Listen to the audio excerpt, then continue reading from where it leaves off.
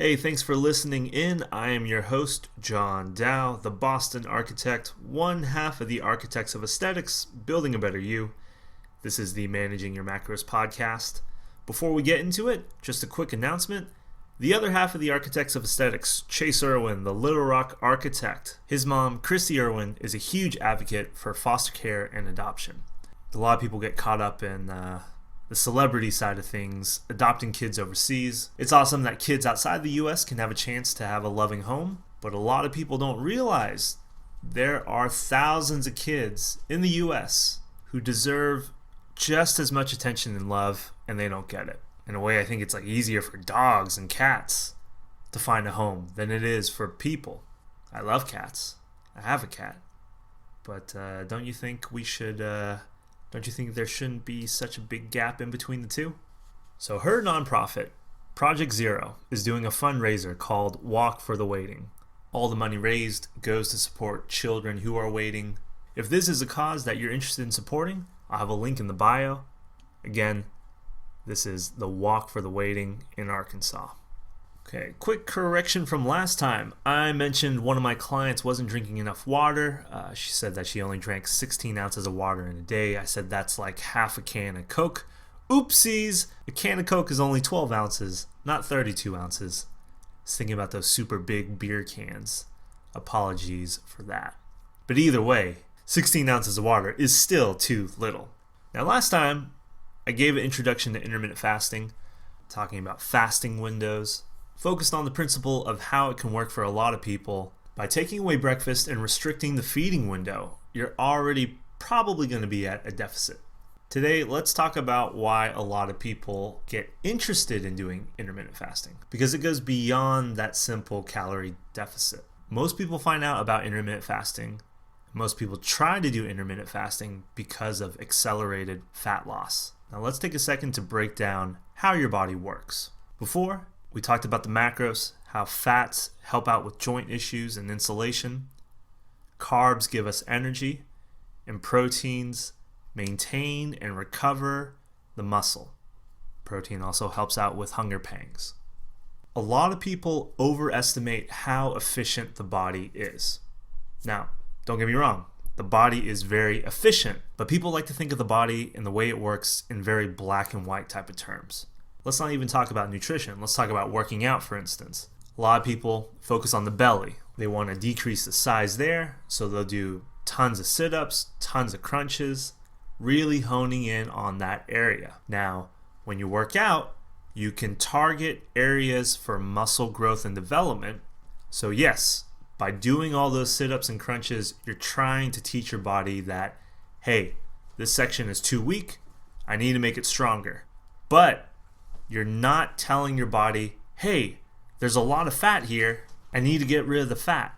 You might hear this termed spot reduction. You can't spot reduce. Now, in terms of nutrition, another mistake people will make. They'll say, oh, I'm eating healthy. I'm eating clean. I'm trying to eat lower fat, trying to reduce my carbs. Surely my body's going to burn up that fat. And no, it doesn't work that way.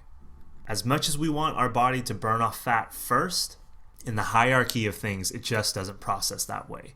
It's always going to be more efficient for your body to run off carbs and proteins. Another way to think of it, your body's eating its own muscle for energy.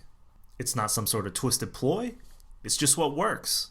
It's what's been working your entire life, whether you have a background in being athletic or not. Again, we would like for our body to target fat first. So tying this all together, what's happening with fitness? When you go work out at the gym, you're doing a bunch of curls, you're being a sadist to your body basically. You're telling your body, you freaking weakling, look at this, can't even do nothing. Then your body takes that to heart. Your body says, oh, I guess this is really important. I guess I need to try to get better here. So you have the signal for retention, and then when you fuel your body, get the right type of protein, it's going to recover better, get bigger, get stronger. Because with consistency in the gym, you're constantly reminding your body this is something important to keep. Your body will still have the urge to eat that muscle for energy, but that process is going to be a lot slower. So with that breakdown of energy processing in place, let's talk about intermittent fasting again. As I mentioned, we can't automatically tell our body to burn the fat and keep the other stuff in there. But with intermittent fasting, because of that fasting window, the chances of our body targeting that fat as a fuel source increases significantly. So for a lot of people who have stubborn fat, they're going to use intermittent fasting to try to burn that off. Now again, if you're a newbie, that's not to say that you can't use intermittent fasting for the exact same reason. The intent can be the same for a beginner or an advanced lifter. But you remember how I was dogging on that girl in the last episode because she didn't follow her macros? Macros are really important here. If you get too caught up in the frequency, if you get too caught up in the fasting and feeding windows, you're paying no attention to the calories that you're taking in, you just focus on cutting them out, you're probably severely undereating, and it's not going to feel good. Last time I mentioned that I used to do intermittent fasting, and now I don't. I think this is a perfect opportunity for me to level with you guys. I know this stuff is intimidating, overwhelming, frustrating, confusing, all that stuff. That's why we're trying to make it as simple as possible. Don't try to do everything at once. Pick one thing at a time. For me, I lost 30 pounds when I was in Japan, kind of just goofing around.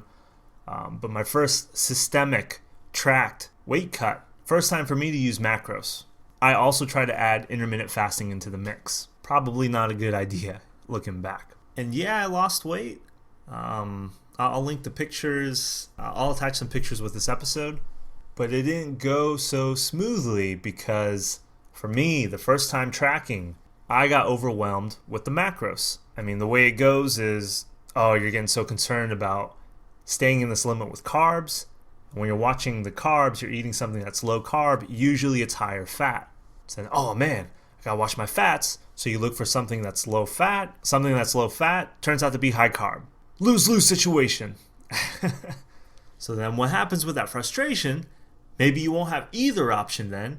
And yeah, you're staying within your macros, but you're really under eating. So for the macro sample in this episode, let's talk about vegetables, greens. Let's use broccoli, for example. I'm going to use the macros for the Bird's Eye Steam Fresh broccoli. 1 cup of the broccoli florets. Going to give you 0 grams of fat, 4 grams of carbs, 1 gram of protein. Pretty good numbers right there, yeah? But that's the thing. It's a catch-22 where you're trying to shoot for a calorie deficit, but this is really, really low. If you're trying to gauge nutritional content visually, okay, one cup of broccoli, that looks like a decent enough side portion. But let's say I eat the entire bag of broccoli, that's still only 14 grams of carbs, 3.5 grams of protein. So you're wanting to lose weight, you're trying to reduce your calories, but if you go off the deep end too soon, that's why you see people get so crazy with their hunger pangs and all of that.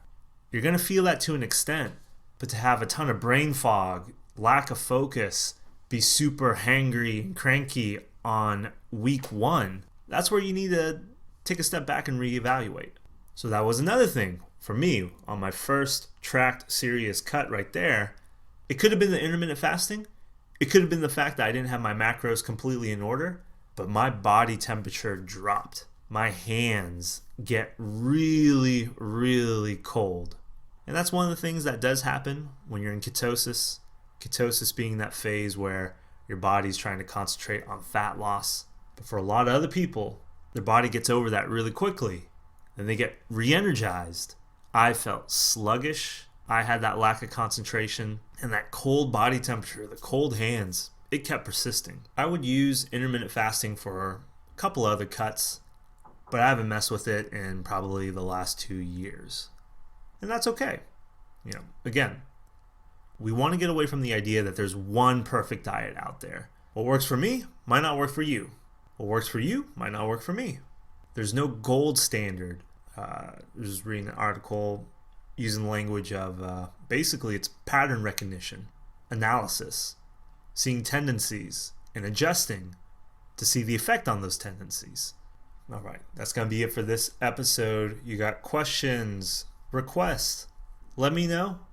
Tweet me, Instagram me, AOABBU. Be sure to like the Facebook page, Architects of Aesthetics. You want to email us, aoabbu@gmail.com. Be sure to like and share with your friends. And yeah, of course, make sure you're getting your greens. but realize that you need to be eating a whole lot more greens than you're probably thinking.